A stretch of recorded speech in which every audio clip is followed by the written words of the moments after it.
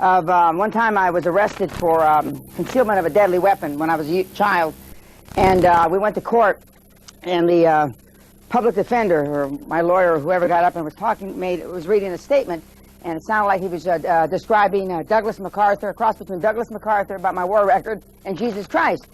And the judge hit the gavel down and said, "Dismissed in the interest of justice." And the DA and everybody was up screaming and said, "Why are they letting this kid off the hook after, he assaulted a policeman, allegedly?" And the bailiff has got me by the arm, and I said, "What's going on?" Everybody's pandemonium breaks out in the courtroom. And he says, "Kid, see the door over there?" I said, "Yeah." He says, "Just go for it. Walk slowly. When you get out the door, just keep running until you get to your car and never come back because he released you." Well, the description that Ed made or gave of me is accurate. And the thing that he didn't say is that we're going to go through some things today, tomorrow, and Saturday that are going to make you very uncomfortable. They're going to, what I call the pucker factor. Some of you, as we used to say in the military, only the quartermaster laundry is going to know just how anxiety-filled it made you. How many have been in the military in this room? The people that haven't been, do you know what the quartermaster laundry is? It's the people that clean your shorts. You get it now? Jesus, we got a weak group vis-a-vis the military background. But everything that I'm saying today are based on the over 50,000 business decisions I've made. I've made more business decisions, I would venture to guess, than this whole room put together. Because as you're going to learn as we go through this, high-performance people make decisions like this. High-performance people don't go Lotus 1, 2, 3 and all the crap that we've got that we can take advantage now vis-a-vis crunching numbers. In my judgment, the worst thing that ever happened to being an entrepreneur is when the PC came out. Because now we can spend, and there's some computer nerds in the group, I can tell just by looking at you. I know. We spend our lives at the PC crunching numbers. Now, how many have heard me speak before? So you've heard this analogy. When a good-looking man or a good-looking woman's walking down the street and they look hot, you got to go to your Lotus 1, 2, 3 to figure it out? No. When a hot deal comes to you, Mr. Hoffman, you ought to know that it's a hot deal and not have to have somebody crunch numbers. Because 99 times out of 100, your gut instinct is correct. And we go through all these machinations and all this crap to make us feel more comfortable with our decision. Because at the root of the problem is we're afraid to make a mistake. By the end of Saturday afternoon, or Saturday early evening, you will have been exposed to a great many vignettes, a great many stories, not just mine. We have a few of my stars have come, and I'm not paying them to come here. They paid their own airline ticket to relate to you over the next 3 days just how bloody easy it is. Now, one of my female stars who couldn't be here, a lady named Candace Knoll, said, "Dan, I'll give you all these testimonies if you promise you'll never do a seminar for women in Houston, Texas." Because she says, "I've got Houston, Texas right by the short ones, and I don't want you to come in here and tell all these women how to do this." So I've never given a women's seminar in Houston, Texas. I made that deal early on. I probably shouldn't have made it. It was one of my bad deals that I've made in my business career.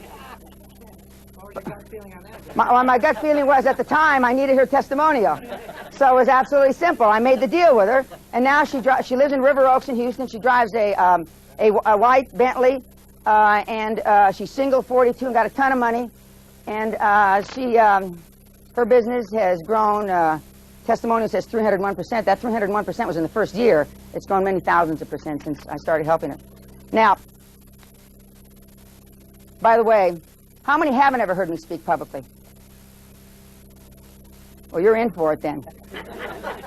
You're in for it. Now, people ask me all the time, why do I do this? I'm where anybody in this room wants to be in their dreams. I live in a castle. I didn't know my home in Palos Verdes, Rolling Hills, was an estate until I looked at O.J. Simpson's house. If that's an estate, I'm in an estate, because you could put his in my backyard. So, with an estate overlooking the ocean, why am I doing this? Certainly, it's not for the money, because I don't dominate the industry yet, and even the individuals that dominate the industry don't make a lot of money. That used to be pocket change. The reason I do this is because I want to evoke permanent, lasting change. And it gripes the hell out of me, as I said in San Diego, for those of you that heard me in San Diego, that these guys get up, and gals get up, and get paid money, and sell you tapes, and sell you books, and sell you workshops and seminars that haven't done it. It never ceases to amaze me how gullible mankind is. But I received a fax yesterday, and I'd like, Burl, I'd like you to read this. Come up here and read this. This is why I do this. This is unsolicited. The gentleman's not here, so I feel free to read it, or for Burl to read it. Can we have a mic? Does she need a mic? Where's the mic? Behind you.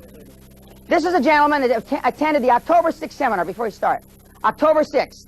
He's seen me speak one time. It's not quite 30 days. This guy does not own a business. He's not rich. And by the way, there's some very successful people in the audience today. They're where you wish you were. Maybe not in your dreams, but where you wish you were today. And they're still here. Well, here's a guy, you'd call him a working stiff. That's what my dad would call him. A working stiff that doesn't have a pot to piss in or a window to throw it out of. He took some of the concepts. Burl's going to read about them. We just got the facts. It stated when. November 1st. Burl, please read it. Dear Mr. Pena, I recently attended your one-day seminar in San Diego this past October 6th. Thank you very much for a presentation with substance and heart behind it. Many of the other presenters of the marketing super conference simply did, he has that on there by the way, simply did not give me much to lean on, whereas you took the straight to task and made it accountable. The few spokespersons who had integrity gave good ideas, but only you provided the ground rules for the next step after business startup, nearly quantum growth. Sorry, I can hardly see this. I came away from San Diego convinced, not hyped, that I too can do it, and I am. Today I was awarded the top management position in this company, which is the operations manager. When the position became available, I approached the president and sold him on my abilities, leaning heavily on the credos 3 through 5. Using the information from your seminar and videotapes, I drew the graph depicting exponential growth during the company's early years when the boss is still an entrepreneur, and the flattened curve as the boss becomes a manager. I drew a 45-degree line both upwards and downwards, explaining in order for him to grow that he must once again assume the role of the entrepreneur and have management be more involved with the operations of the company. My boss was impressed because this is exactly where he's at. He started this company from ground-based zero, and now after 5 years of operation has over $10 million in annual revenue. He wants to continue to grow, and I told him I could help using your techniques. One of my stipulations when accepting the operations manager position was that he allow me to attend more of your seminars. I hope to see you again in the new year and learn more about Quantum Leap. Thank you. Best regards, Jerry Rukavina. Can I say something? Sure. This young kid, has called me. I met him in San Diego. I had to sit with him and had dinner with him one night, and he almost begged me, will you please introduce me to Dan? Please introduce me to Dan. I said, no. If you want to meet Dan, you go introduce him. He has telephoned me every single night since he got back to Alberta. I live in Ottawa, Canada, and he has telephoned me every night asking me if he should use Dan's techniques to get this job, and I said yes, and we went over how you could do it and things like that.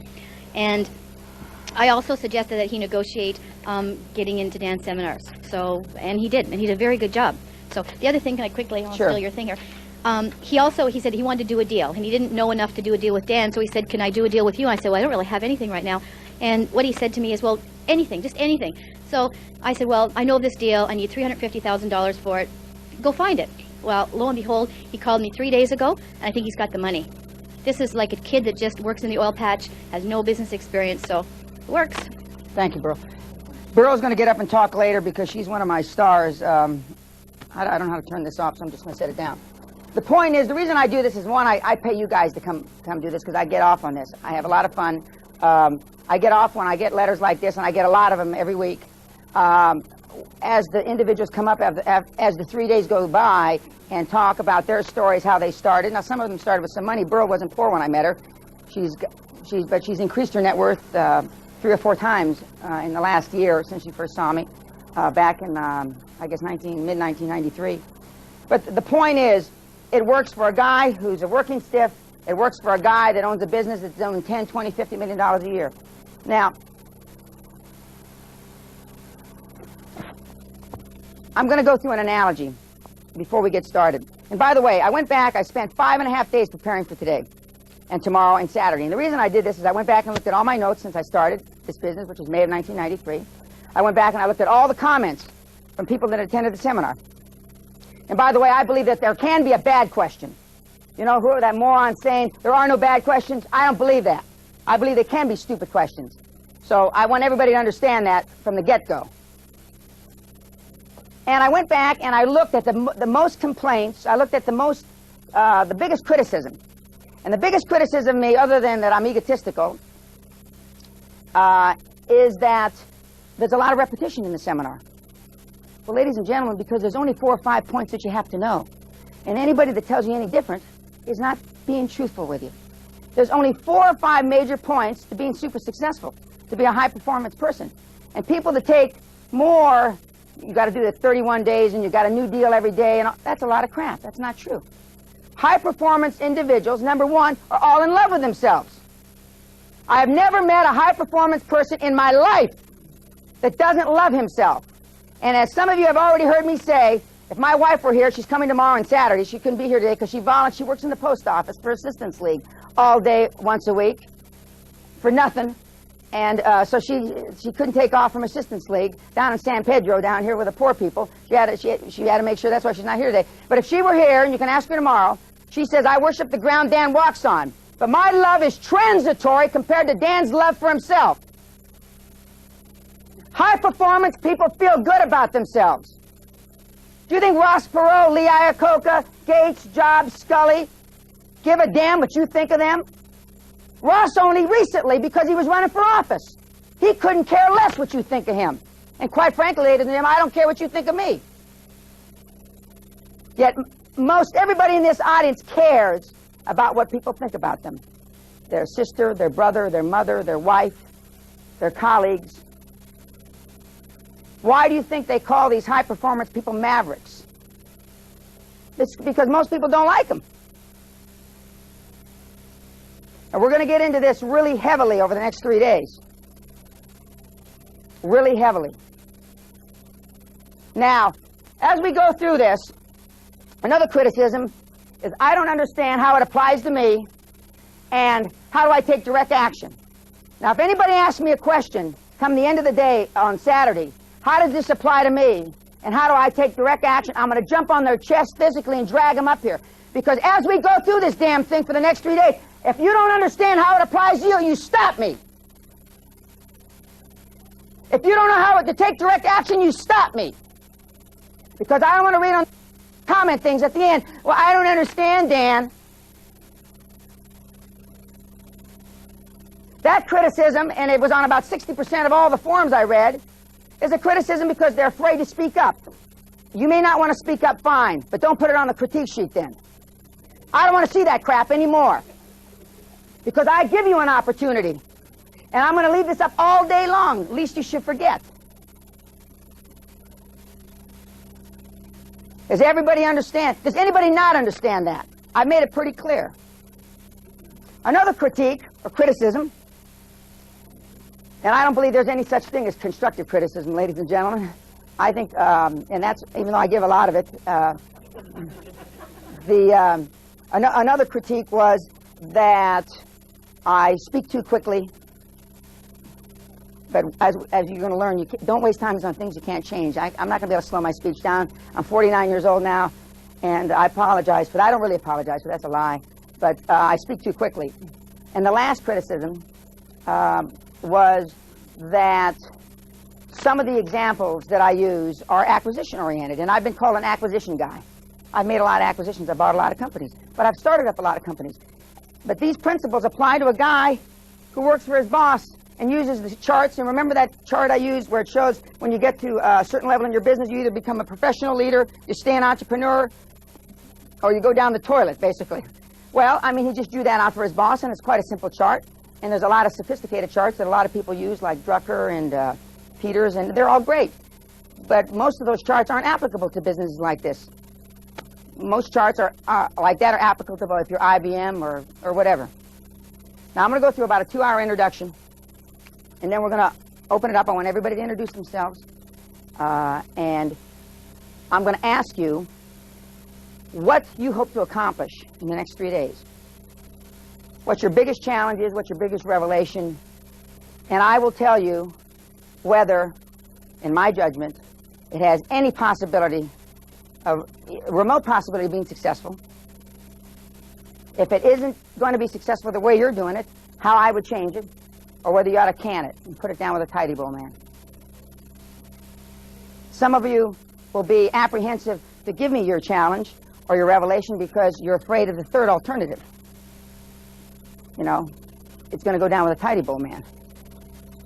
I used to, when I was on Wall Street, one of the biggest commodity brokers in America, who is also the president of the Bentley Association of America, a guy named Acton Thurston. I used to tell Acton, because he really believed in commodity trading, you can make a lot of money and help people in their financial planning. And I used to tell Acton, it's better you give him a gun to blow their brains out. Because my experience with commodity trading is that it's great for a risk part of your portfolio, but if you think you're going to base financial planning on commodity trading, you're living in a dream world. You're living in a dream world. We're going to pass you out a folder a little later on. Not yet. I want to get through my introduction first. Any questions on anything I've covered so far? Oh, for those of you that haven't passed in your releases, would you please pass them in? Now, yes, sir. Dan, do I have this accurately, this chart? Wait a minute. Thank you very much. Entrepreneur, professional manager going down the toilet. Is that That's it. You got it. Okay, now, for those of you that have heard me speak, and I know Burroughs heard me speak 8 or 10 times, by the way, the last thing on the criticisms, you're going to hear some of the things you heard in San Diego, for those who just heard me 3 or 4 weeks ago. But the difference between San Diego and here is we're actually going to take your business and we're going to walk you through steps, assuming you bring it up to my attention in front of the group. So we are going to assume that this group's got 100 IQ. For some of you, I'm giving you a little. For some of you, I'm taking away. And for just this example, let's just pretend I've got 100 IQ. Can anybody have 10 times 100 IQ or 1,000 IQ? What's the highest IQ anybody's heard of? 220, 240, right? Okay. Well, then why do people make 10 times more than you? 1,000 times more than you? Why? If nobody can be 10 times or 1,000 times smarter than you? Has anybody got an answer? Yes, ma'am. Oh, I like this lady. Where you come from? Gee, I like this lady. I like this lady. Because they dream bigger than you. I have dreamt bigger than anybody in this room. I had 2 goals when I started Great Western Resources, July 13th, 1982. One, to be a $2 billion company, and one, to be in the top 5 highest paid energy executives in the United States. I fell $1.55 billion short. Great Western only got up to be about $450 million. And I'm not talking about revenue, ladies and gentlemen. When you talk about a $5 million company, $20 million, I'm talking about market value and a stock exchange, what I sold it for, the net worth of the company. Audited by a Big 6, not my brother-in-law. And I was in the top 5 3 years, and I was the top paid executive 1 year. Now, what if I had set a goal to be a $20 billion company? Where would Great Western have been? My life changed a couple years ago when I met Ted Turner, and I wasn't too fond of Ted, the mouth from the South. But he said, Dan, my daddy told me or left me 2 things when he died. One, he left me with a couple $1 million, and 2, he left me with the idea. He said, Teddy, set goals you cannot accomplish in your lifetime. Now, if I can change the way I live at age 48, almost 48 when this happened to me, then everybody in this room can. Because by definition, your goals are not high enough. You ought to multiply them by 10, by 3, add 3 or 4, 5 zeros. The difference between those people and you is they think bigger, they dream bigger. And with those big dreams comes big problems. I don't believe in challenges. That's a lot of crap. They're problems. They always have been, they always will be. So if you get nothing more from this 3-day experience with me, it will be that if you're not willing to make those sacrifices, then don't beat yourself up. Just say, fine, that's not for me. And please believe me, being a high-performance person, super successful, isn't for everybody in the world. It's not. And I'm going to talk about making only a marginal shift in your business. I'm not talking about changing everything you do. I hate to use this example because now a lot of the purported gurus use it, but it's the best one I can think of. The difference between being a 250 batter and a 350 batter is the difference between making $300,000 or $400,000 a year and $5, 6, 7, 8, $9 million a year, right? That's one hit in 10 at-bats. One. 10%. If that's not marginal, I don't know what the hell is. It's a marginal shift in your thinking to make a geometric or quantum difference in your business.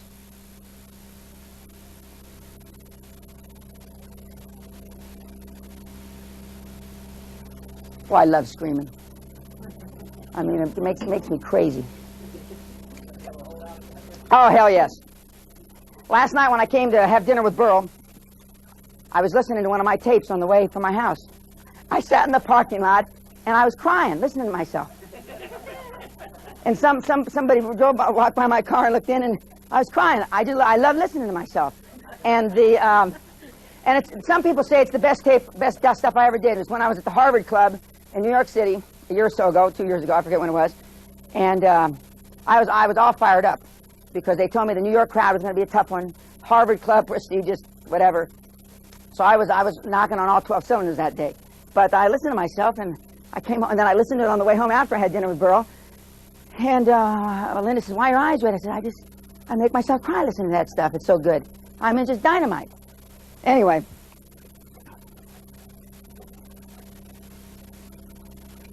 Those of us that couldn't be here, and you people are getting a double dose because most of you saw me just not a month ago. And for those of you that are questioning why you came by this point in the morning, permanent change. See, most of you will forget what I'm going to talk about in 60 to 90 days, 80 to 90% of it.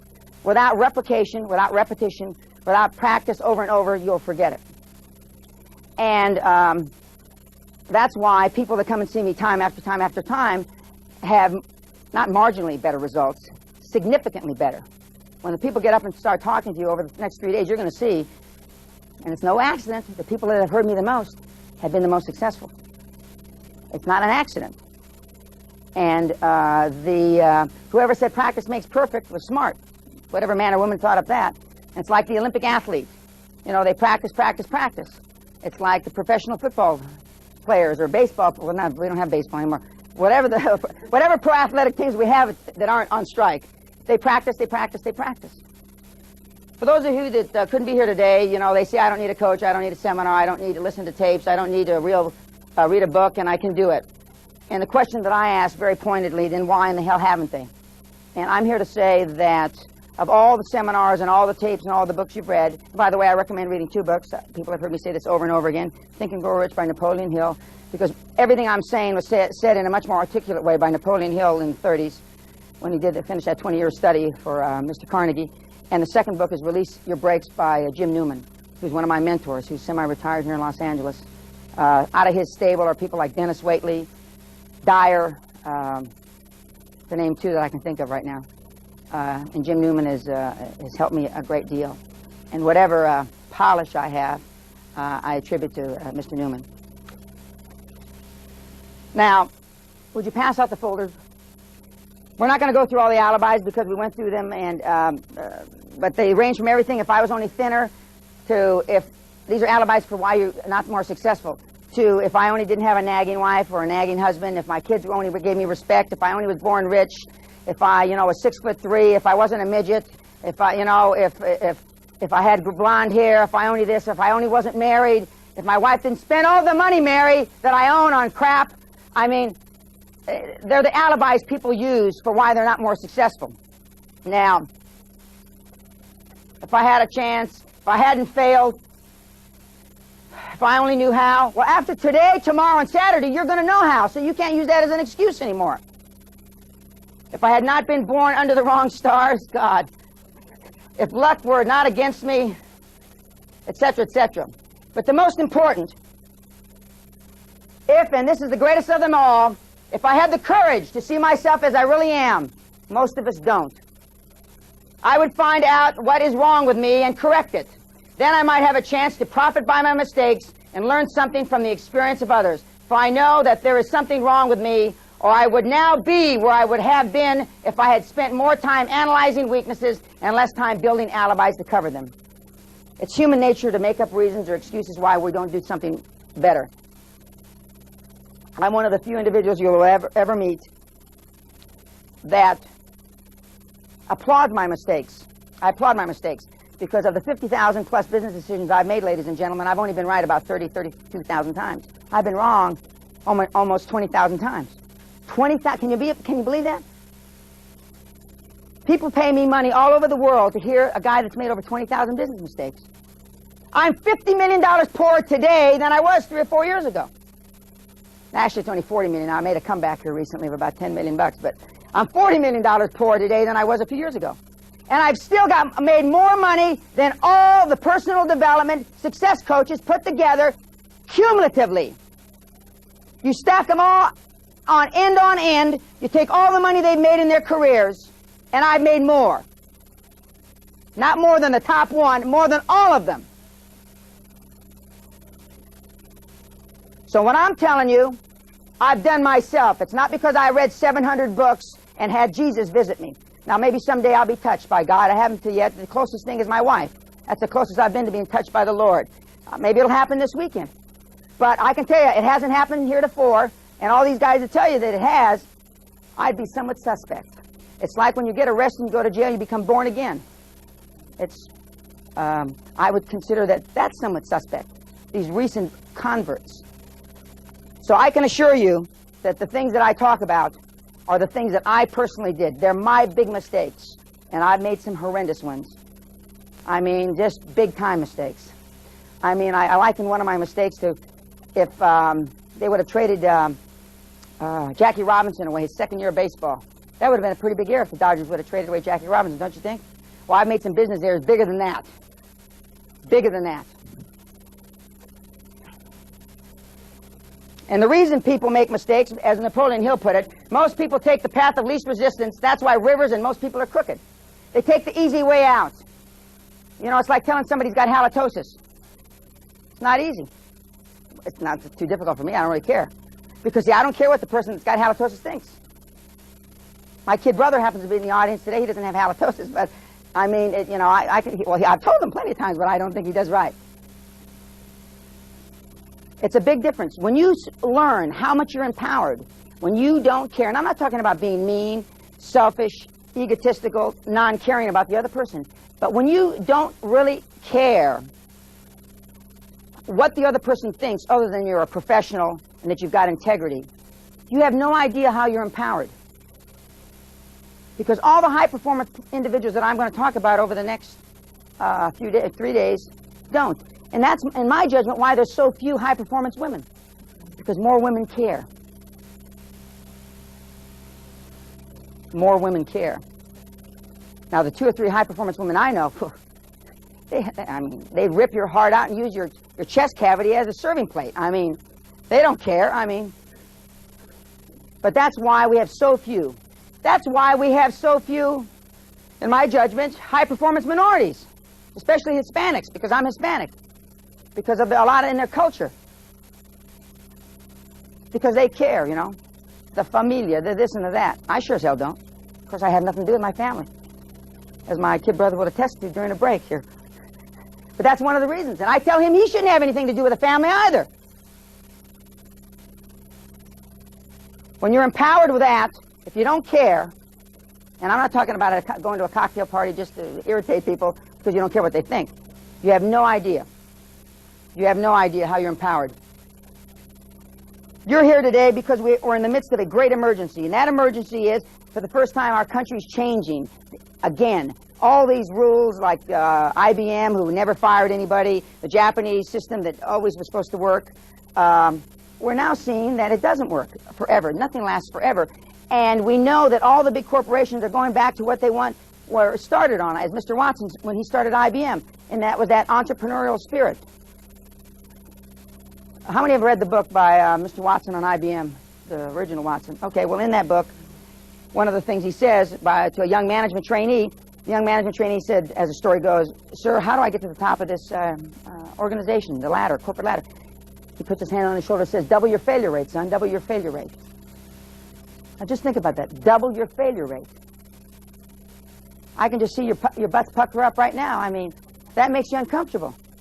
Because with failure comes all these things we've been taught since we were kids. Double your failure rate. The things that I talk about, ladies and gentlemen, aren't new. I mean, they've been around since man. I don't know if since caveman, but I mean, they've been around a long, long time. Now, I personally think I articulate them a little better than most. But if Ross Perot or Scully or Gates or Jobs or Rick Scott or any of these guys go into this business, I'm going to retire. Because I only want to do this as long as I'm the most successful business success coach in the country. If I'm not the most successful business success coach in the country, then I'm going to quit. I'll be playing more golf with Hoffman and, join another country club, and like another friend of mine does, and just commute back and forth between country clubs. But until that day comes, I'm going to continue to do this. Double your failure rate. We're going to get very focused here today. We're going to get what I call laser beam focused. Now,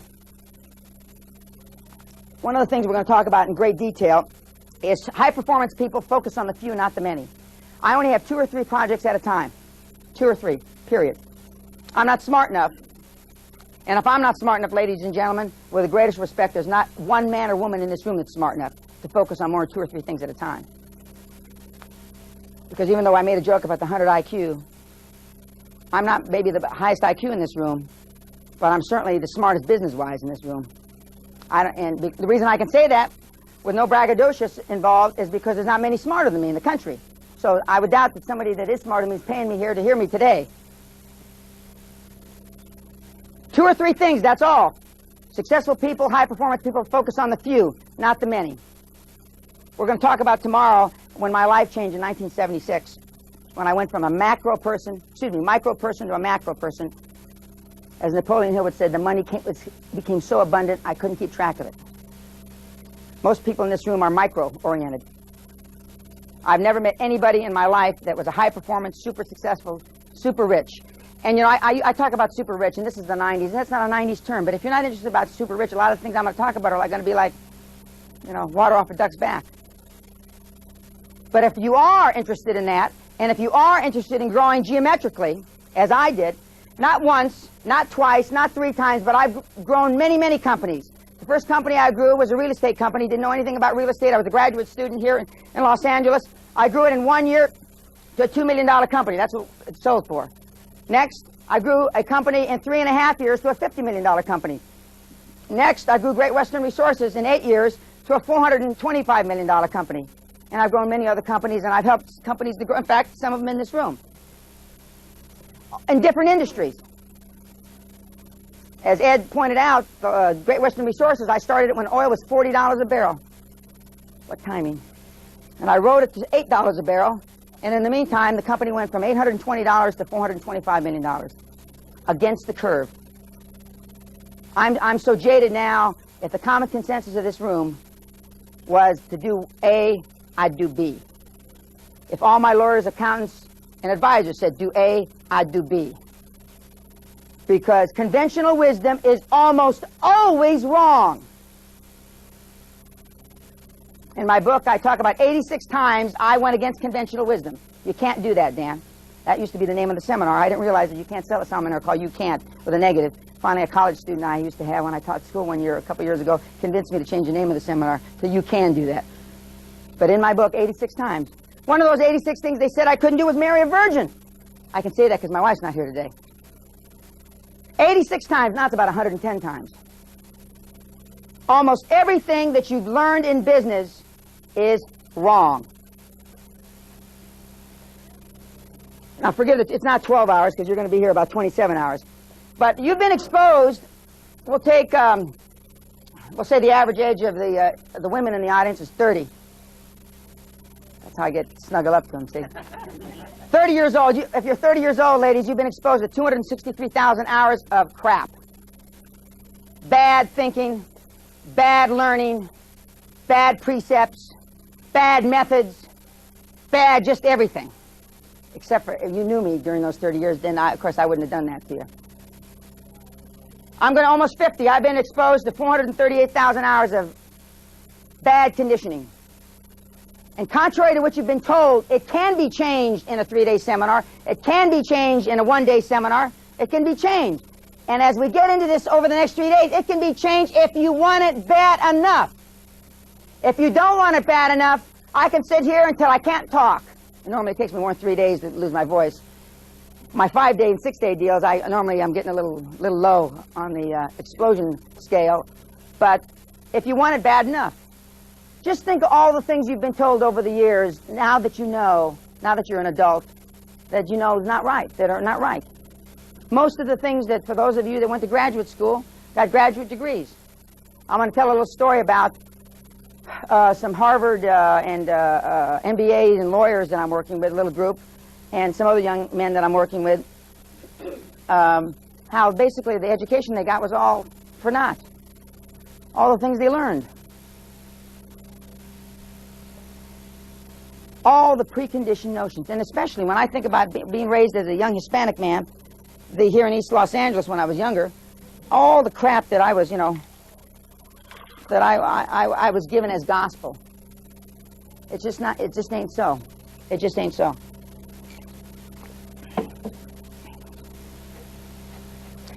How does this apply to me? How do I take direct action? Don't forget that.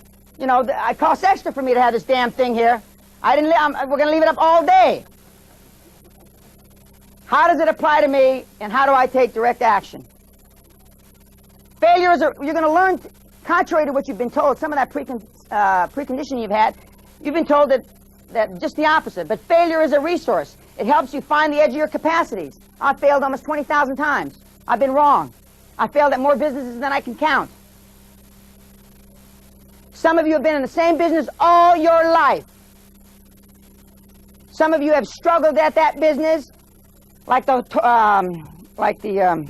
snail. No, not a snail, but a tortoise. Put your head out a little and it gets clipped. You keep it back in there for another 2 or 3 years. We're going to talk about how my father, whole investment career was based on 2 investments. One he made and one he didn't make. When we talk about investment, his whole life.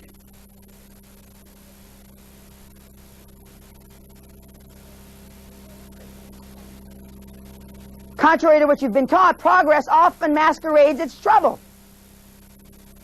If you tell me your business is running smoothly, then something's wrong with it. It's not growing. It's not growing. I don't want to hear any of the companies that I've just started or I own a majority, and there's some people in the audience that run some of those companies. I don't want to hear everything's just fine. I don't want to hear that crap. That means we're doing something wrong. We're doing something wrong. Because with big dreams come big challenges, big problems, and it can't be any other way. It just can't. Now, contrary to what you might have been told, I was not born ready. I used to say that when I was in OCS, during the Vietnam War. And by the way, I volunteered for the draft. I didn't go to Canada. And if I had smoked marijuana, you can bet your ass I would have inhaled it. Unlike, yeah, like a doofus that's been telling you that. I sure as hell would have inhaled it, because they told me the 60s were grand times. And I'm the kind of guy that if I had been there, I probably would have had a good time. But I wasn't born ready, and what you see before you is somebody that is trained and practiced to be successful. I practiced yesterday 8 hours, the day before yesterday 6 hours, the day before that 4 or 5 hours, and the day before that 3 or 4 hours. For today, I'm an accomplished public speaker. There are not many public speakers better than I am, but I still practice. I still practice bank presentations. I still practice presentations that I'm going to give to find other financial institutions. If I practice being successful, what the hell should you be doing? I'm going to tell a story right now about 4 young men that I'm working with. I forget. One of them's in the audience, and I say I forget their name. Well, there's a number of young people in the audience that I'm working with, but one of them who went to Harvard, I forget their names because the odds of them being successful or actually following through are pretty remote, even though they went to Harvard, so I don't remember their names. I call one of them Labeled, because he owned a label company. I call him one William and Mary, because he went to William and Mary. I call one Fidel, I remember his name. And I forget what I call the other one. What did I call the other one? Yeah, Doofus Howard lawyer, yeah. Okay. Now later on today, I'm going to have him come up and explain to you how they turned a negative by signing a document they shouldn't have signed. They turned it around, and then by practicing and working with me and role playing, because I said you role play the situation. These guys are older than you are, they're more sophisticated than you are, and you come with a signed document, a document that you wrote. He who writes the first draft wins, almost always. But most of you are too cheap, so you want the other side to drop the documents. That's moronic. He who writes the first draft almost always wins. Because I don't care how you turn it, how you twist it, how you change it, the intent of the document has been yours. I love when they say, you write the documents, Dan. Thanks. I bitch a little just to make them, make them feel like I'm hurt. Great. I lick my chops, saliva starts coming down. When I see Morgan Stanley MBA, saliva kind of, runs down my cheek because I know we're going to eat their lunch. Fine. But how many times I belong to a country club near here, and I hear them bitching about always the lawyers this, the lawyers that, and they paid some lawyers $6,000. My lawyers won't even get out of bed for $6,000. I don't know what and they're talking about a month they paid them. I go, geez, I can't even, I can't imagine. Remember that, he who writes the documents. But they went through this role playing, and they showed up on a Saturday morning wearing suits. Saturday morning, most business meetings show up, relaxed. They were taken back to the other side as soon as they saw the guys in suits, and all these guys are young. The amount of experience these young guys, I lost more in the brain cells that died when I was having martinis with Burrow last night. I lost more brain cells, business brain cells, than these guys have cumulatively, notwithstanding their graduate degrees from Harvard. But they ate the guy's lunch because they practiced. Now, it's one thing for you to think, well, young people should practice, but I practice. Lee Iacocca, when he made those speeches to Congress these 10 years ago when he bailed out Chrysler, he practiced. He role-played. And Lee's an accomplished speaker. The mouth from the South even practices. Trump practices. Why do we all practice? Absolutely, because it works. Because it works. Most of you in this audience, we're going to get into this later, but I mean, when you go to see, this is my take your money uniform. This is when I take your money uniform. This is how I look when I'm going to take your money. This is when I show up. Financial institutions that I've been doing business with 20 years, this is how I dress. Sometimes sand the pocket watch. This is what I look like. You owe it to the other side. When you're going to take a man's or a woman's money, you owe it to them to look good. So the people where I play golf at the country club, no, I'm not going to take their money because this is not how I dress.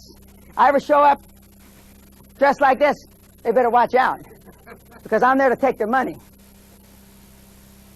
Yet, just think about how you made your last presentation, what you looked like. Like I was on a panel in San Diego, some of you heard me. They asked me what was the biggest marketing mistake I ever made in my life, and I said, being on this panel. But I'm not going to get into that because I told Ed that to the extent that I ever do business with any of those guys, I don't really care, first of all, but I mean, I'm not going to slam them.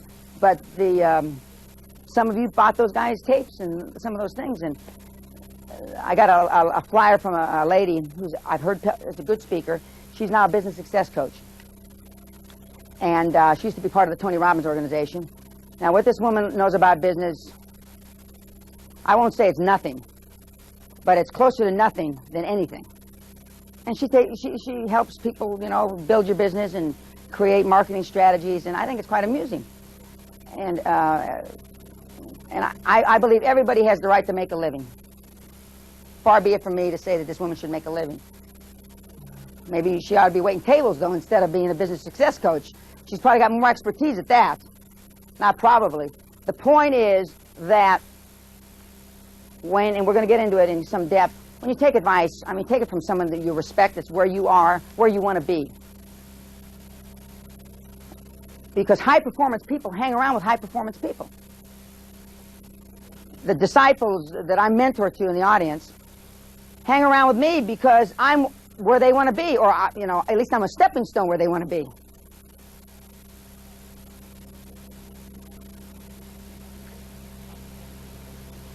You're also going to learn here in the next 3 days, the contrary to what you've been told, you don't just let yourself down when you lose focus. You let your family down and you let your business down. Now, I've appeared before some really hardcore groups, and I've never met anybody that wanted to let their family down. no matter how big a SOB he or she was. When you lose focus. So it's very seldom that I do lose focus, but when I do, I think of my 3 children from hell, Dan Jr., Derek, and Kellyanne. We call them the princes and princess of beasts, the dark side, my 3 children, and I think of them because I want to try to leave them as much as humanly possible without robbing banks. Because I've already gone through my bank robbing stage. We're going to get to that when we talk about my background. I've already been, I've been through that stage and I survived somehow. So think of that. Next time you're starting doofusing around, you're not just letting yourself down, because a lot of people, see, most people don't have a sense of self-worth, high sense of self-worth, high sense of self-esteem, or high self-concept. High-performance people have all the above. See, most people think they're lucky to be where they are. Now, ladies and gentlemen, the student must be ready before the teacher can appear. 2 or 3 of you or 4 or 5 of you are already ready because I'm already working with you. Maybe 2 or 3 more in the audience are ready. If that's the case, even though I don't have a glow over my head, halo, the teacher's here. Now, speaking of teachers and speaking of disciples, a year ago, August, a young man that couldn't be here because he's having the grand opening of his new big jewelry store in Northern California, a guy named Casey Stevenson, who attended my first seminar in May 1993 in Los Angeles at the Biltmore, I think it was. Casey is a hyper guy and had one little jewelry store in Hanford, California. I don't even know where the hell Hanford is. Anybody know where Hanford is? Yeah? Is it a little dumpy little town? Yeah, that's what I thought. Huh? I don't even know. Why would you buy? Who can afford jewelry? I guess the rich farmers can afford jewelry. Well, yeah? Pardon? Sailors. Oh, sailors. I got a couple of stories we'll tell when we're not being taped about sailors. But anyway, I got a fax. It says, Mr. Pena, I need to talk to you as soon as possible. It's very important. 2 minutes later, he realized he hadn't put his phone number down, so he sent me another fax with the phone number, same message. I called him back and I said, I'm going out to dinner. And he says, my deal, this is a deal that his first big acquisition, his only acquisition, not first big one, his only one. And he was trying to swallow up the oldest jewelry company in California, the 3rd oldest in the United States, founded in 1848, which was infinitely bigger, I don't know, 10, 20, 50 times bigger than he was. And everybody told him he couldn't, his banker told him he couldn't. To make a long story short, following one of my models, he went after it. And when I got back from dinner, he says, there's no need for you to give us a call back. The deal went through, and I am signing the papers now. I'll talk to you about it over the weekend. There were some more problems, but then a few weeks later, let it be known on Friday the 13th, minnow swallows whale in California. Now, we're going to talk about some techniques that are so foreign to your conditioning that your bank, your lawyer, your wife, your husband, whoever that you look to for advice will tell you you're absolutely nuts. There's no doubt in my mind that there's not a business in here that I can't grow. I can go to the yellow pages and any business that's in here, and I can find somebody that's kicking your ass in your industry. There's not anybody in this room. Now, if there's somebody in the yellow pages that I can pick out randomly, I may have to go through a few calls, but there's somebody in there, then somebody is bucking the curve, whether you're in a recessionary cycle or not. So somebody is doing better. Whether you're in the seminar business, whether you're in the plastics business, the restaurant business, whether you're a doctor, a lawyer, or a groundskeeper, somebody is doing better. And somebody is doing geometrically better, not just better.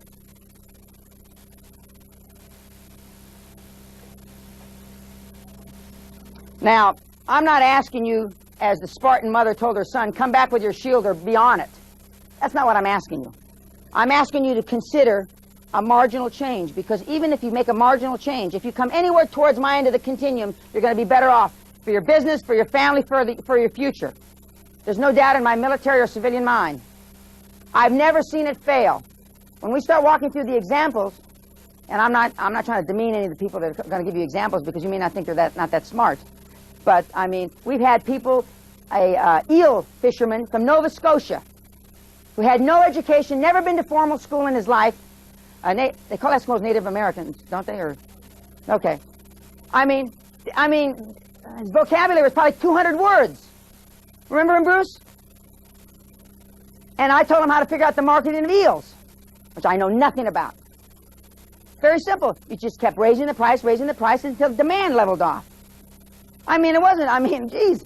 And he said, well, but I'm only charging $1.65 a pound. He says, I said, well, then he got up to about $4.50 a pound because he came to a second seminar. And when he used to pay in cash, and it smelled like fish. He used to drive down his truck from Nova Scotia with his, you know, the woman on the that program, Northern Exposure, the little chubby Eskimo lady that's the secretary to the doctor. That's what his wife looks like. And when he'd walk, she'd walk right behind him like this.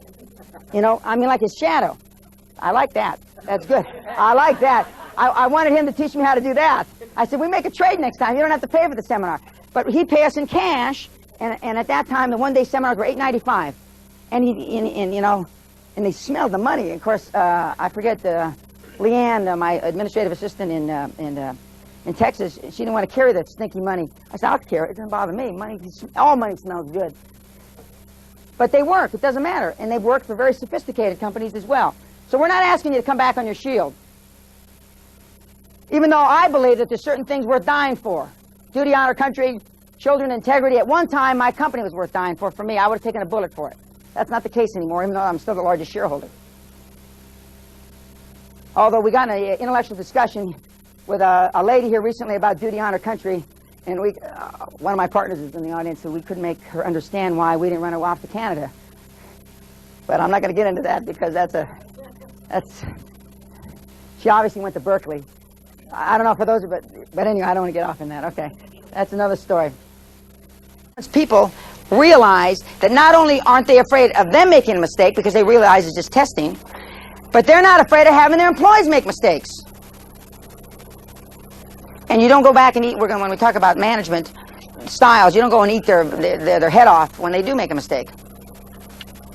Now just think about that. It's what you can get others to do. Because ideas are a dime a dozen, the person who puts them into action is priceless. Now, the presentation format, there really isn't one. The most important thing is, how does this apply to me? How do I take direct action? That's the most important thing. Now, the way we're going to get to be interactive, because normally I dominate audiences. If there were 6,000 here, it doesn't make any difference. I normally dominate audiences. When somebody asks me or makes a comment that I think that has added dramatically to the group, I'm going to give away money. And now, if I don't give any of these away, it's because I don't think anybody added spit. I see you took my Spartan mother saying and put it into your show. Yes. We're going to give away money that can be used. I'm going to have to talk to Ed because Ed just fainted in the back. I'm not sure what we can use it for, either seminars or product or whatever. But I'm going to give away money because I want your interaction. Now, it's important, if you don't come away from Saturday afternoon understanding what you can do to change your business, your life, or whatever, then I've failed. And I don't, even though I've made a lot of failures, I've made more successes, I don't want it to be added to my list of 20,000. The fact that 45 people, I didn't get to one of them. So it's important to me to get that interaction. It's important for me so you can see how I think.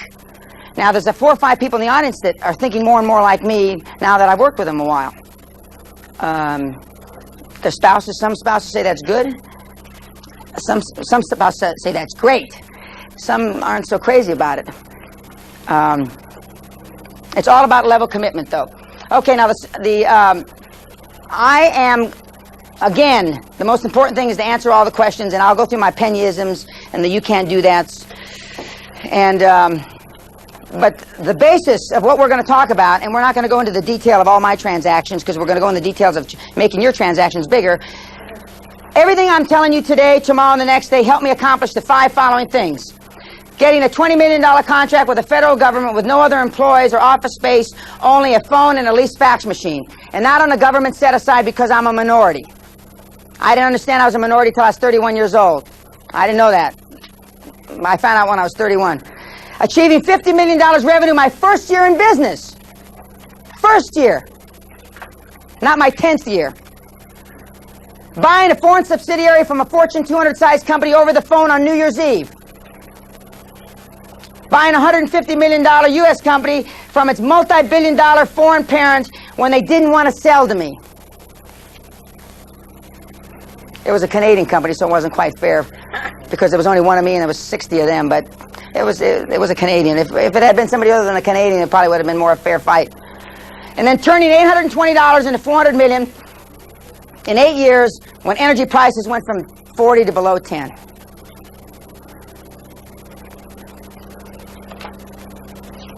Just think of the last seminar you went to, the last 5, and I'm not blowing smoke up my backside. Did the individuals that you listened to have those kinds of credentials? I don't think so.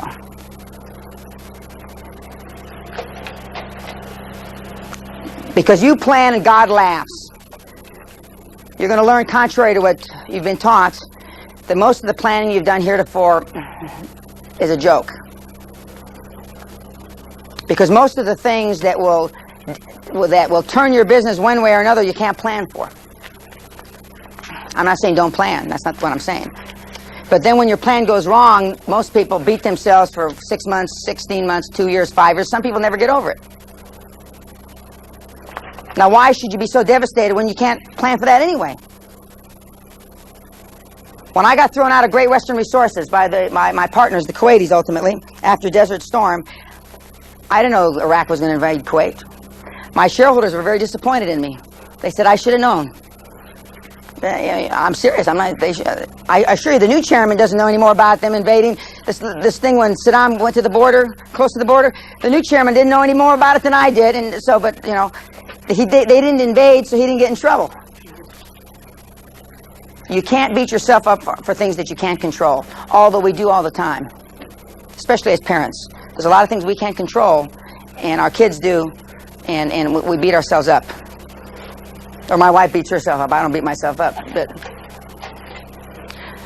now, can you turn down the lights a second? I think if you turn them off right there, it'll help. Where? Is there a light switch here? I think there's one right there. Oh. We're only going to spend a couple minutes on my background, but just in case anybody forgot, these are my ancestors. I didn't come from Beverly Hills. I came from Boyle Heights. I came from BH, but not the right one. The man that looks like Pancho Villa sitting down is my grandfather. He looks like Pancho Villa, ladies and gentlemen, because he rode with Pancho Villa. I mean, that's why he looks like it. Vince, have you seen this picture? Yeah. Okay. The lady standing up is my grandmother's deceased, and the row of children were the children that they had before my grandfather died. And then there she was a widow, a 32-year-old widow. And the little guy in her lap is my father, which my children call Grandpa Bullethead because he has no hair on his head now. Grandpa Bullethead. Now this is where I came from. This is where Vince came from, my kid brother. And I'm not demeaning that just because we're from poor stock, but I don't want you to get the impression that I started out with any money, because that's, you know, when I got married, I got my wife's debts. And it hasn't changed much after 21 years. And this is the school I went to, which I don't know how you make this lighter, but you can't see exactly, but this window right here is the window when I was in the 3rd grade. I dropped an aquarium trying to hit my teacher in the head. And I was expelled from school 3 times before I was in the 3rd grade. And this is where I used to live. That lot used to have a house on it. And the reason the city put up that chain link fence with barbed wire is to keep bodies out of it. In East Los Angeles. That's where I come from. That's my background.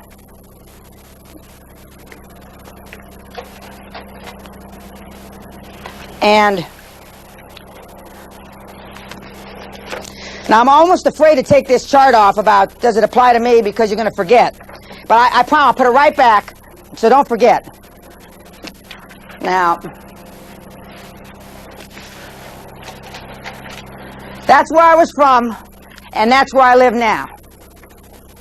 People want to know, what's quantum growth, Dan? If that's not quantum growth, ladies and gentlemen, I don't know what is.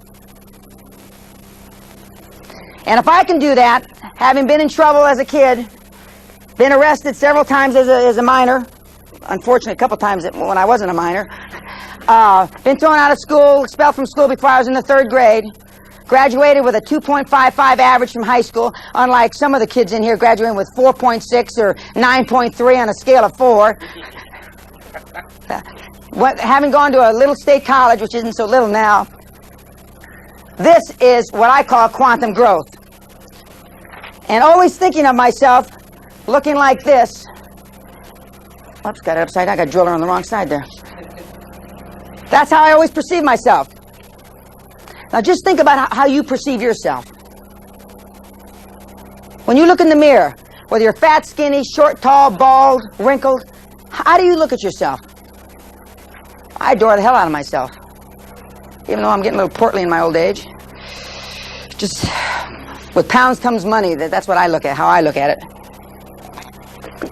Now just think about it. As we're going through these next 2 days plus, almost 3 days, how you can improve how you think of yourself. Because I assure you, as we get through this, you're going to see the better you feel about yourself, the more, this was my dream, not yours. I'm not suggesting this should be your dream. I could wish a lot worse things on you, please believe me.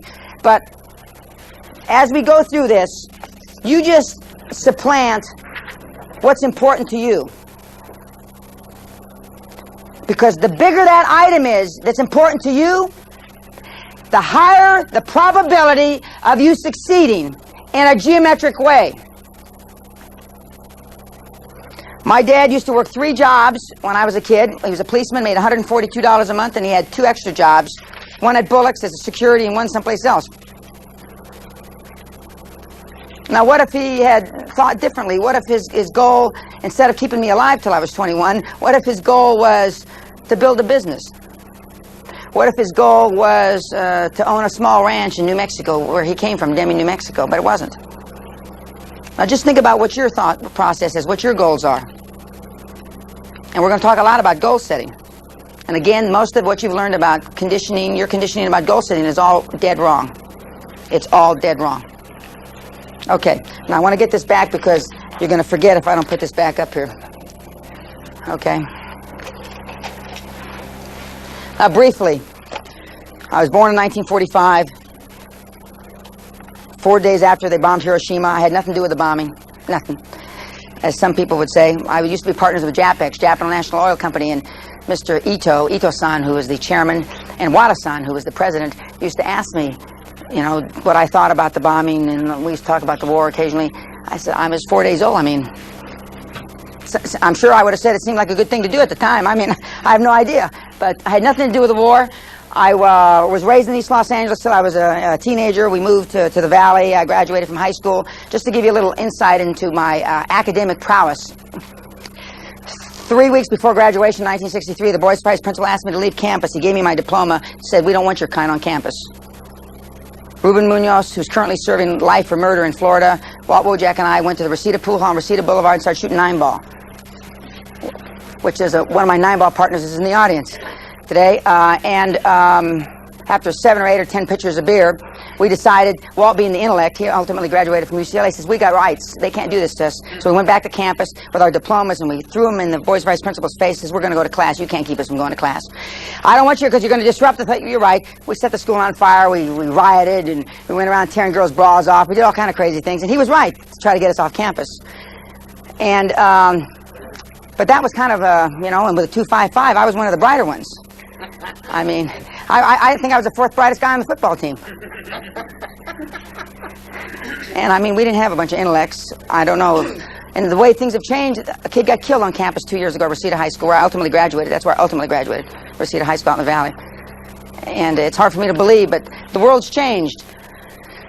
I went into the war, as I told you. I volunteered for the draft, and if I would have smoked marijuana, I assure you I would have inhaled. I'm not saying I did or I didn't. I got out, and I went back to college, and I finished 4 years of school in 2.5 years.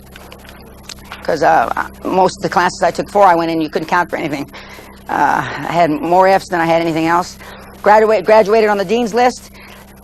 Applied to go to graduate school. Went to graduate school at UCLA and Cal State Northridge.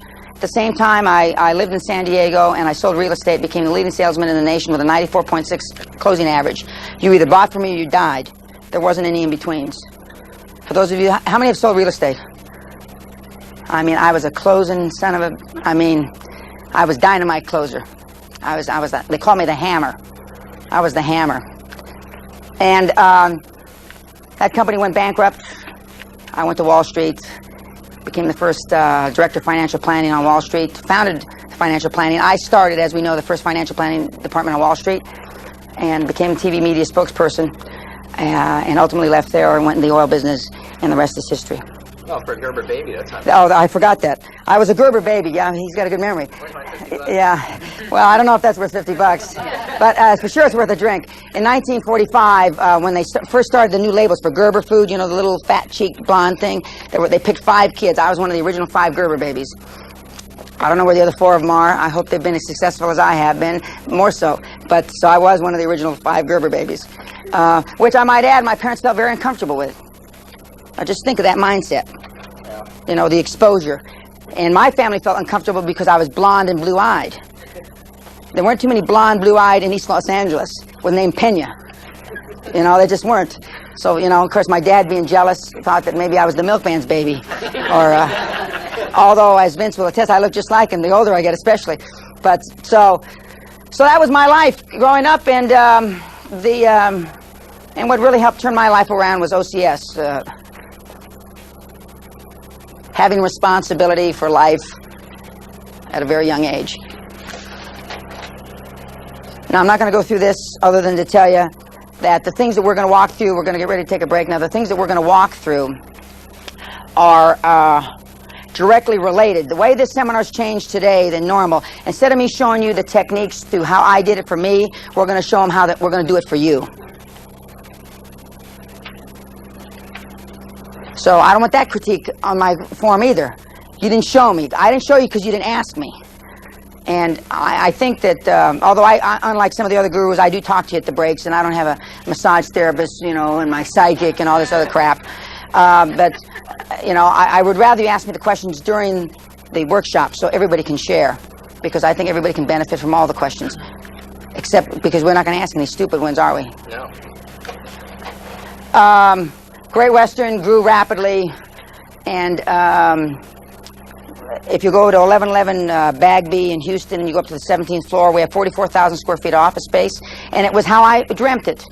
The doors open on the 17th floor, you step out, Italian marble, as far as you can see, oak panel, a grand GW, gold GW about this high on the wall, used to be a big picture of me, it's gone now, and a drop-dead gorgeous, hot-looking receptionist sitting behind this big oak thing, and that's how Great Western looks. And there's 2 floors there, 44,000 square feet. But that's how I dreamt about it.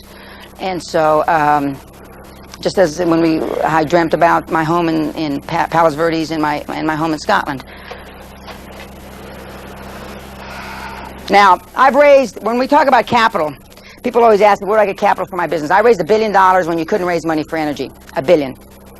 I didn't raise, you know, billions and billions. I raised $1 billion, though, which is probably a lot more than most people in this room did, or have, to date.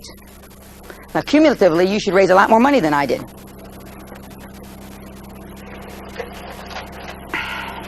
To scale a mountain of success, you need an experienced guide, ladies and gentlemen. I am that guide. I don't believe, and I don't say this braggadociously, you will be in front of anybody, or have in front of you anybody that's more experienced in building a business you haven't heretofore. So I hope you take advantage of it. Since you paid me, I hope you take advantage of it. For those of you that didn't pay me, I don't really care. But for those of you that paid me, please take advantage of it. There is no such thing as a clear sailing, so we all have to learn to navigate troubled waters. The reason I get paid so much money is because I do things that make you uncomfortable. I make things that make you pucker up. I do things that make you sick to your stomach. Salesmen get paid a lot of money because they make cold calls. You got to be nuts to like making cold calls. I mean, you've got to be nuts. I used to smile and dial. When I was doing offerings, both on Wall Street and in London, and I'm the CEO of the big company now, and they'd say, we're having trouble putting the stock away. I used to go down to the institutional sales desk, and I'd say, what's your name, son? My name is Henry Doofus, sir. And I'd say, give me those phone numbers. And I used to call up, you know, TWA Pension Fund or Prudential UK. I'd say, this is Henry Doofus of S.G. Warburg, and I'd walk them through, and I'd make a sale. And but salesmen get paid a lot of money because they do something that makes people uncomfortable. Pots and pans salesmen, encyclopedia salesmen, High performance people get paid a lot of money because they do things that make you uncomfortable that you don't want to do. There's virtually nothing I won't do that's legal. Nothing. I can't think of any. You can't think of anything that I won't do. You know? I'd roll in the mud in Haiti, the AIDS-infested water in Haiti. Doesn't make any difference. Some people say I've done business with the devil. Some people say I am the devil. I'll do anything. It doesn't mean it. I don't care if it's embarrassing to me. I don't care if it's demeaning to me. Because the ends do justify the means, and we're going to talk a lot about that. Because I'm willing to pursue my dream no matter what the obstacles. Now,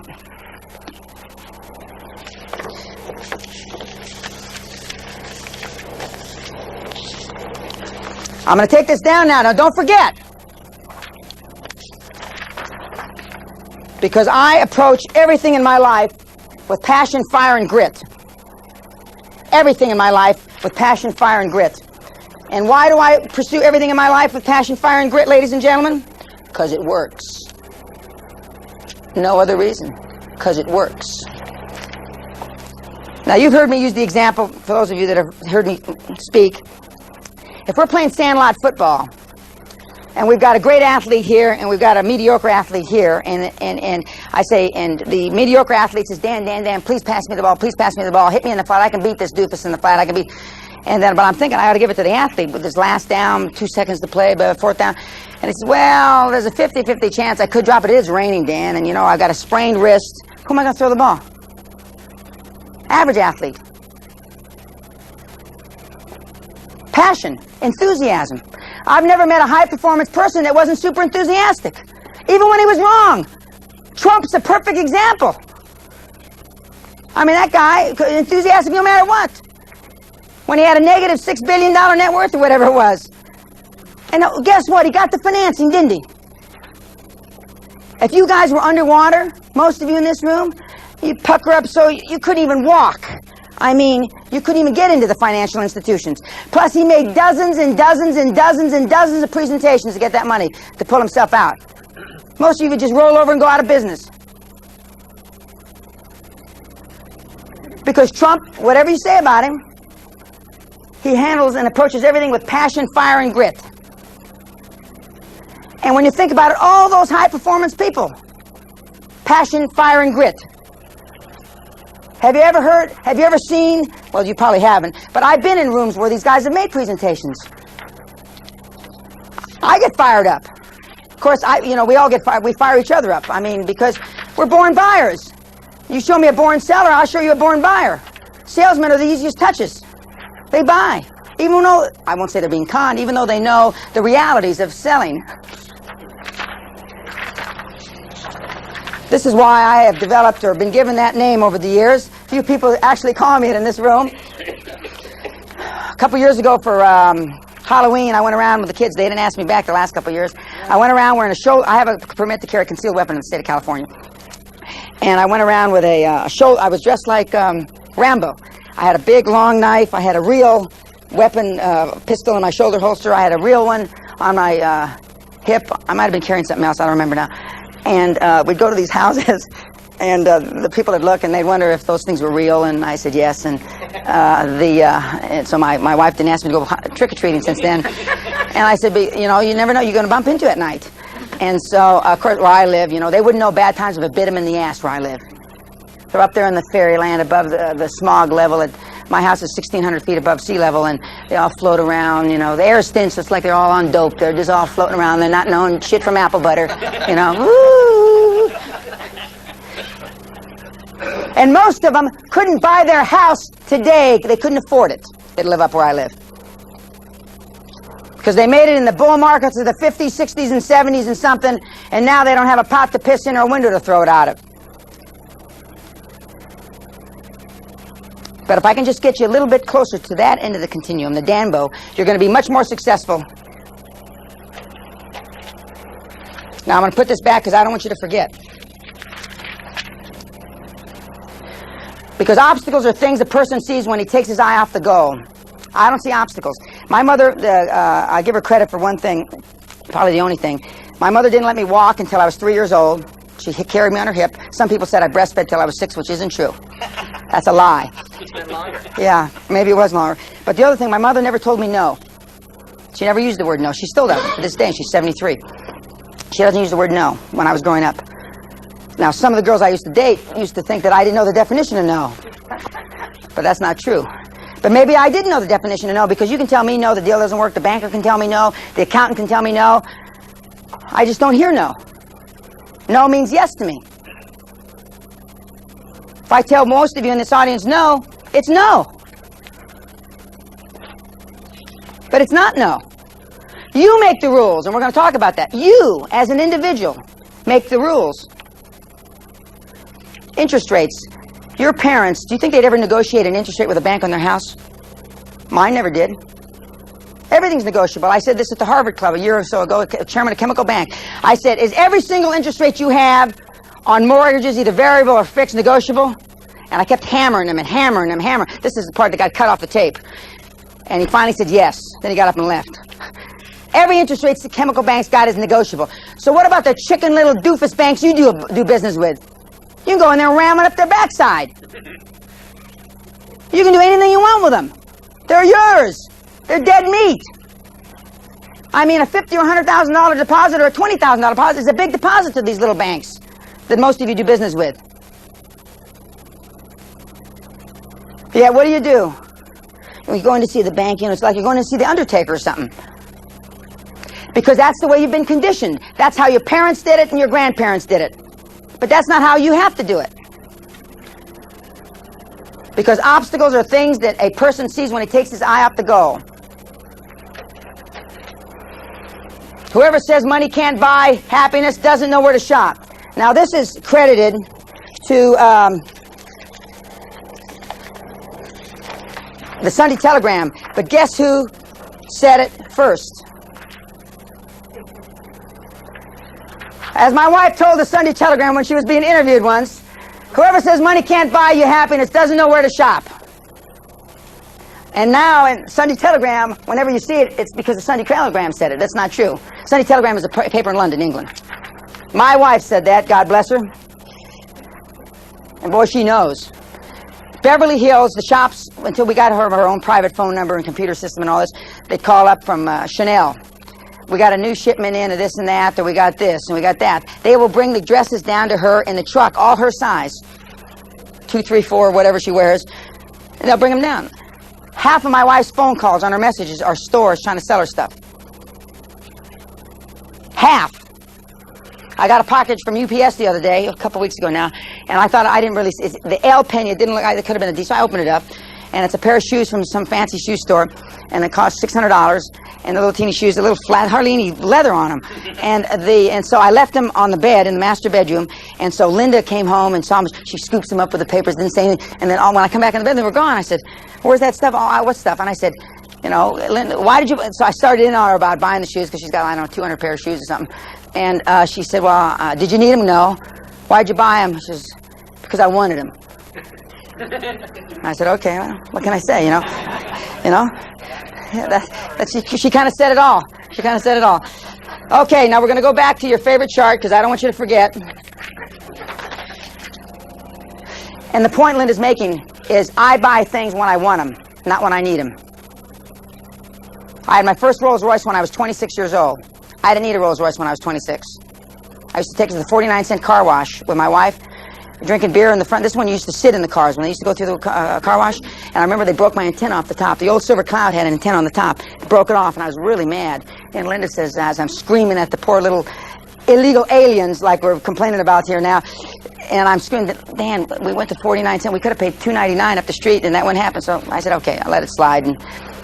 But I don't have to go through a Lotus 1, 2, 3 to rationalize, even before I had any money. When I want something, I buy it. God knows my wife has just, after 24 years being with me and 21 years married, she operates under the same, it's hard for me to falter for that.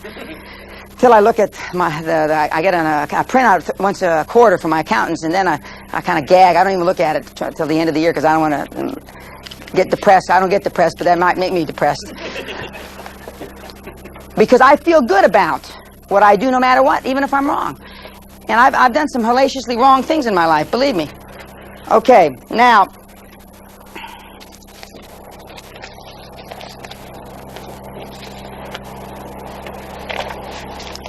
let me see here. I want to take a short break and be thinking about, because the time is coming close, where we're going to talk about your revelation, what you want to accomplish, and try to be as specific as you can. Now, don't give me a 50-part question. Give me one part, and we'll walk through it.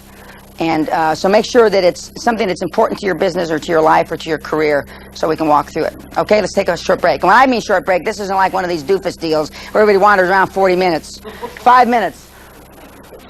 And part of that new foundation is, firstly, is new rules. And the first new rule is you make the rules.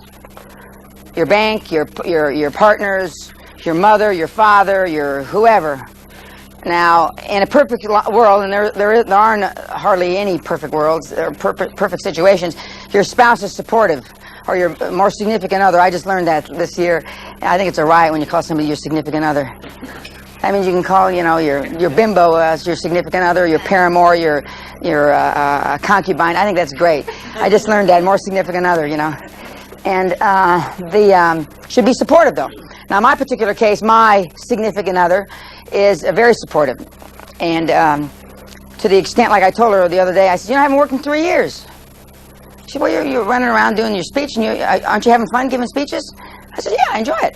She said, well, if you're happy, I'm happy. I said, well, I haven't worked in 3 years. I haven't been the head of a big company for 3 years. I still have a lot of business interests. She says, well, aren't you happy? Then I'm happy. Now, Linda knows how I think and how the game's played. So she knows that's the answer that'll get me off her back. And she uses it quite often. And she may very well, tomorrow while she's here, if I ask her of a question, she may answer me that way. So she knows that's the Pavlov response that gets me off of her back. Now, part of those new rules will make some of you uncomfortable, because it's almost like being rebellious. But as Thomas Jefferson said long ago, now there's a guy that was into concubines and paramours, now that I think about it. I hadn't thought about that till just now. He truly was one of the fathers of our country. Yes, he was. Yes, he was. And he didn't discriminate either, as far as I could tell. No. Yeah. There at Monticello, you can go to the slave quarters where he kept his ladies of a different skin color, for sure. I'll be damned. So, part of this new way of thinking is to develop a sense that no matter what you say and no matter what other people tell you, it's all right. Because, as Evita Peron said, it doesn't matter what the morons say. It doesn't. And Peron, I believe, is spelled incorrectly. So is Evita? Yeah. How do you spell Evita? E. E. I'll be damned. Well, see, the person that I had this to was a redneck from Texas, so they don't know any better. But the point is, it doesn't matter what the morons say. And most of the people that have been giving you financial advice on your company, most of the people that represent you as accountants, lawyers, business advisors with the greatest respect are morons. They may have higher than the requisite IQ to be 60 to be a moron, but they're still morons because they don't know they haven't been there, they haven't done that. Most of the people that you look to for advice, and it gets back to you're going to turn out to be what you hang around with and who you associate with.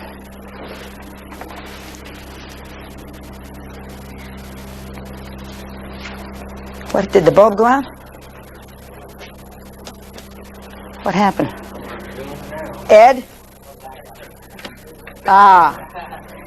Now, and those, I got it fixed. Oh. And these are harsh words. It doesn't matter what the morons say. I think that you could safely say those are harsh words. But ladies and gentlemen, it doesn't matter what they say. If you want to be a high-performance person, I can assure you that none of the high-performance people that I've ever been exposed to, and I've been exposed to a whole bunch of them, they don't care what the press says, which are another form of morons. They don't care what any of the media says unless they're running for office. And I assure you, Ross, after he endorsed Governor Richards, who I personally think he abhors, but he hates Bush more. It just doesn't matter. And we go all through our life listening to people giving us advice that have no basis. None. Zero. In fact, they have a minus basis. You know, there's an old saying, or when I was taking computer language stuff in college many years ago, garbage in, garbage out. Almost everything categorically that you've heard heretofore is garbage. And you wonder why you've got problems or you've had difficulties growing your business. Just think for a moment. When you started your business, for those of you that are in business, or you started your career, the passion you had when you went to work. You wanted to get up in the morning. You wanted to be out there. You wanted to face the problems, the challenges, the whatevers. Now I see people on Tuesday and Wednesday, gee, I wish it was Friday. And now it's because you've lost that passion. You've lost that lust that you had when you first met your significant other. Then it becomes just same old, same old. It's tough to keep that. Craig, how come you looked over at Mary when I said that? It's tough to keep that passion, right, Mary? It's tough to keep that passion going. But if you practice, like all these other things, and I say it over and over again, I practice at all this stuff still. And if I practice at it, God Almighty, I can't begin to believe why everybody in this room shouldn't be able to, you know, think that it's important for them to practice. I assure you, the people, the higher you go up the economic scale, the more competitive it is. You can bet your bottom dollar that the other guys practice. All those guys that run these big companies and have these big net worths, and I mean, they practice. Oscar Wilde, who's one of the most successful guys in the oil patch, he still practices his craft. He's very good, tough. All of them do, you know. And just as an aside, for balanced life, we're going to talk about in the next 3 days. Eric Heiden, the ice skater, who's got 36-inch thighs. Is that balanced? I mean, he walks around like this. Is that balanced? He won I don't know how many gold medals, right? So you're looking for the 6 or 8 gold medals without the 36-inch thighs. It doesn't happen. I was away from my family 242 days in 1987. 242. Some of you haven't been away from your spouses or your families 242 days in your whole damn career. And you wonder why your business or whatever is plopping along at 2 or 4 or 6 or 9% growth. That's if you're lucky you're on the growth side. I'm giving you the benefit of the doubt. I'm not talking about the ones that aren't on the growth end. Well, this thing with Evita doesn't want to stay there. Come on. Doesn't matter what the morons say. Okay, enough of Evita. Spell both words wrong. It's all right. You got the moron part right? We got that spelled right. That's because I know a lot of morons. I know how to spell that right. I put moron in a lot of my correspondence to people over the last 20 plus years. Has anybody else ever put moron in a letter, a business letter? 1, 2, 3. Nobody's used doofus. I think I'm the only one that ever used. Anybody use doofus? Oh, well, we got a few doofus users. Okay, well, that's good. Because my philosophy is if you want a friend, buy a dog. I'm not here. I don't really care if you like me or not. You know, if you pay me, that's good. If you pay me again, that's better. And if you pay me as many as some of you pay me, that's tremendous. Because birthdays, anniversaries, holidays are for poor people. Now, the reason that I celebrate Friday the 13th, my anniversary with my wife, we were married on Friday the 13th, is because I've missed 16 of 21 anniversaries with my wife. And my wife feels that at least I'll be home some of the Friday the 13th, so we celebrate every Friday the 13th as our anniversary. I've missed 8 of my son Derek's birthdays. It's August the 6th. I've missed 7 of 8 birthdays of my daughter, September 26th, and I've only missed a few of my son, oldest son, who's almost 13, January 1st, because I'm normally, you don't do a deal. Normally the deal either died or you closed it before January 31st. So I've only missed 3 of my son's birthdays, January 1st. I've missed so many of mine, I don't remember. I've missed so many Christmases, so many Easters, so many Valentine Days, and all those things. I mean, I can't count them all. Because when you're in business, there becomes a critical mass in a transaction or in something you're doing. And if you break that critical mass, there's no chance of geometric growth. because you get the business done when you're able to get it done. The difference between a professional and an amateur is patience and persistence. A professional is someone who can do his best work when he doesn't feel like it. When he doesn't feel like it. It gets back to, I get paid a lot of money because I do things that make most of you uncomfortable. A professional, and this was Alistair Cook who said that, who is a famous British broadcasting guy, BBC, who made, I think, I forget how many consecutive broadcasts, and he couldn't have been well all those 1,500 or 15,000 broadcasts. Just impossible. Motivation is what gets you started. Habit is what keeps you going. Jim Ryan, the former world record holder in the mile. Motivation gets you started. Habit keeps me going. I don't have to re-motivate myself time after time, because perseverance is not a long race. It's many short races, one after another.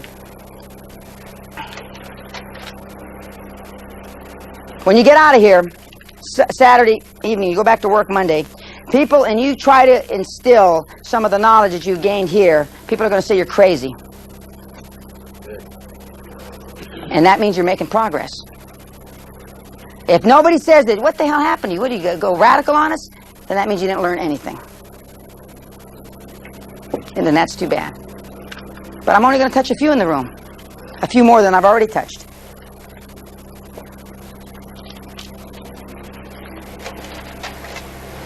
Because everybody has a fear of the responsibilities and expectations that come with success. And if you don't think that, you're kidding yourself. Most people aren't successful because they're not successful or comfortable with the trappings of success. The trappings are heavy. The air is thin up here. That's why they call them blue bloods. You can't just be a regular guy and go, I use the analogy bowling. I used to give this talk to my coal miners. I used to own quite a few coal mines. You know, then you're just not going to be one of the guys. If you decide that, the analogy I gave them, you want to take a night class in engineering instead of going to the bowling league on Tuesdays and Fridays. It's different for this group, not much different. I see a few potential bowler coal miners there. You can't be one of the guys. You can't do the whistle stop at 8 o'clock on Saturdays. Because fear is false expectations appearing real. False expectations appearing real. That's what you're afraid of. It's like my children started a new school here up on the hill, Rolling Hills Preparatory, the last couple of years. And my youngest son, who just started this year, he's in middle school, he was very much, he had a lot of anxiety about going to the school. And then after the first day he comes back, and you probably experienced this yourself with your own children, first day to school. Oh, how'd you like it? Everything was great, Dad. Everything was great. You were right. Everybody liked me. My teachers weren't bad, blah, blah, blah, blah, blah. But, I mean, he had false expectations that appeared real to him, because he was only 11 years old when he started the school.